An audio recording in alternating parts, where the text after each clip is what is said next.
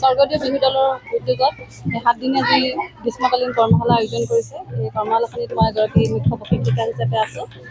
বিৰাট ভাল লাগিছে। আচলতে আমাৰ উজনিৰ ফালেতো নাচনীৰ সংখ্যা দেখা যায়, যিহেতু ইয়াত আহি পিনে মানে আপোনাৰ 300ৰো অধিক আমাৰ ছাত্ৰ ছাত্ৰীৰ সংখ্যা হৈছে। ইমান তেওঁলোকৰ মানে আগ্ৰহ শিকিবলৈ, মানে নজনাটো আহি সোধেহি মানে কি ভুল হৈছে, কি কথা। সিহঁতৰ যিহেতু বিহুটো সিহঁতৰ কাৰণে এটা নতুনত্ব। যিমানখিনি পাৰিছোঁ তেখেতসকলক শিকাবলৈ চেষ্টা কৰিছোঁ, আৰু তেওঁলোকে বিৰাট আগ্ৰহে আমাৰ পৰা অনুকৰণ কৰিছে যোনখিনি শিকাইছে। যিহেতু 7 দিনত বিহুখন শিকাই শেষ নহয়, তথাপিও আমি তিনিজনে যিমানখিনি পাৰোঁ সিমানখিনি চেষ্টা কৰিছোঁ। আজিলৈকে মানে দুজনা মানে গাব পাৰিছে যে সেইটোৱে আমাৰ কাৰণে বহুত। দুজনা আজি মানে দুজনালৈকে শিকোৱা হৈছে তেওঁলোকক।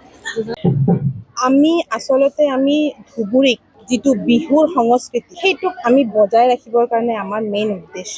আৰু বিহুক আমি প্ৰতিটো ঘৰে ঘৰে, বিহু যে আমাৰ এটা বাপতিসাহোন, সেই বস্তুটো আমি প্ৰতিটো ঘৰে ঘৰে, সেইটো কেৱল মাত্ৰ যে আমাৰ হিন্দু মুছলমান একো নাই, আমি অসমীয়া বুলি যিটো আমি অসমত বাস কৰোঁ, প্ৰতিগৰাকীৰ ঘৰে ঘৰে, প্ৰতিজনৰ ঘৰে ঘৰে আমি এইটো লৈ যাবলৈ চেষ্টা কৰিছোঁ।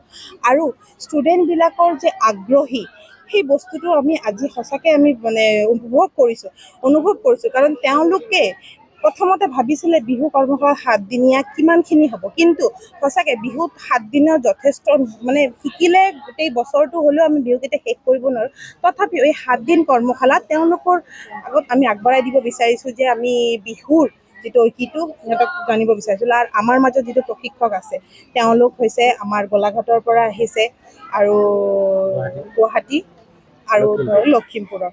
আৰু যিটো আমাৰ মৃদুস্মিতা বৰগোহাঁই, তেখেত DY 65ৰ টপ ফাইনেলিষ্ট হয়, লগতে বিহুৰাণী, বিহু পচোৱা আছিলে।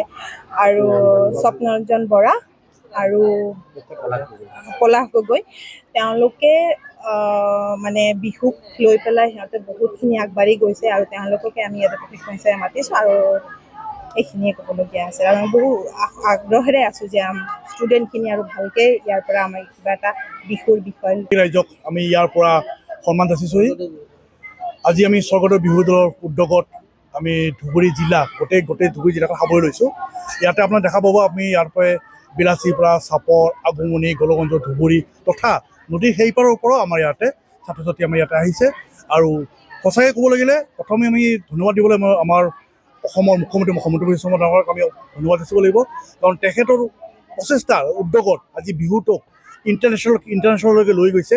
সেই উদ্দেশ্যৰে আমিও আমাৰ ধুবুৰীত, যিহেতু ধুবুৰীত মানুহে কয় যে আমি ধুবুৰী একদম বৰ্ডাৰত থাকোঁ, কিন্তু আজি ইয়াতে জাতি বৰ্ণ ধৰ্ম নিৰ্বিশেষে, ইয়াতে আপোনালোকে চাই গম পাব, ইয়াতে আমি জাতি বৰ্ণ নিৰ্বিশেষে গোটেই ষ্টুডেণ্টখিনিক লৈ পেলাই আমি সুদূৰ লখিমপুৰ তথা গোলাঘাট তথা আমি গুৱাহাটীৰ পৰা যিখিনি আমি প্ৰশিক্ষক লৈ আহিছোঁ, সেই প্ৰশিক্ষণৰ উদ্দেশ্যৰে আজি আমি দ্বিতীয় দিন চলি আছোঁ। দ্বিতীয় দিন আপোনালোকে চাইছে সুচাৰুৰূপে চলি আছে।